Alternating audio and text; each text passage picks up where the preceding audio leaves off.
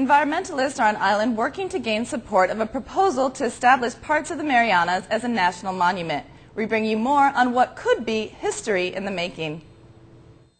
Could the Northern Marianas be at the forefront of environmental conservation by taking formal steps to protect the waters surrounding some of the northernmost islands?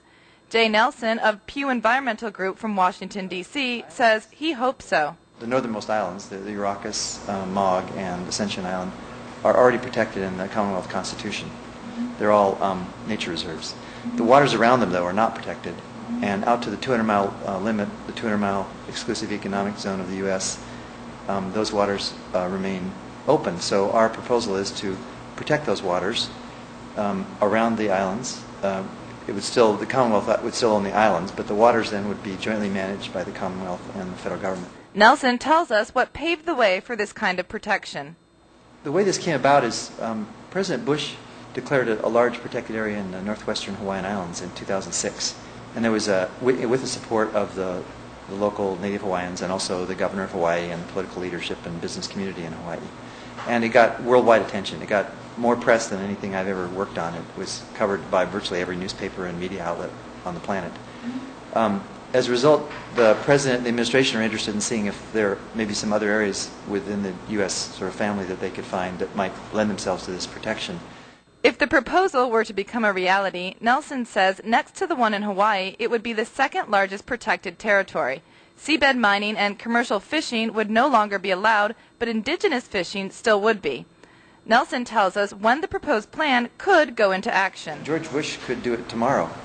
It's specifically a law that was passed in 1906 that allows the president to set aside these protected areas with the stroke of the pen. With Bush only in office for 9 more months, the documents may be needed to be inked sooner than later. The main issue now is that the federal government has to decide they want to do it, and what they want to see is that the Commonwealth, the people of the Commonwealth, and the leaders of the Commonwealth support it. And if we can, if that's true, if the people here can be convinced that it's a worthy project and convey that to the president and the Bush administration, then it could probably happen. Secretary of the Department of Land and Natural Resources, Ignacio de la Cruz, is one person who hopes it doesn't happen. Right off the bat, we are not in favor.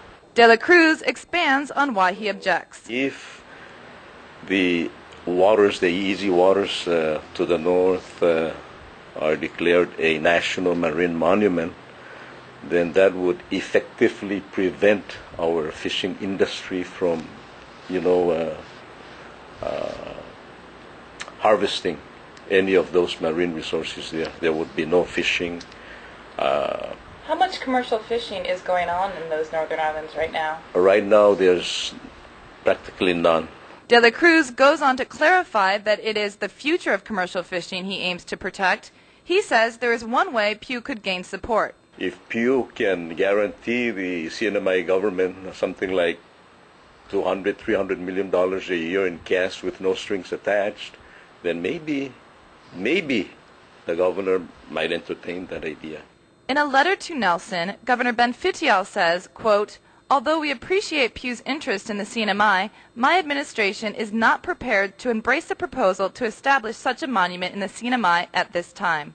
I didn't take it as a no. I took it as a not at this time, and we need more information. Coordinator for Pew, Angelo Villagomez, says information is readily available and Pew will continue to talk to organizations about the proposal. This is an open process. We're trying to reach as many people with the actual proposal. And, if someone has a question or a doubt, I'd like them to come and sit in on a presentation. And, I just ask people to just educate themselves and find out what the actual proposal is before making a decision. Ed Probst, publisher for MP Magazine, who was present for Nelson's presentation, seems to have made up his mind. I don't see anything wrong with it, and if it protects our environment and brings jobs and can bring much-needed revenue to the CNMI, why not support it?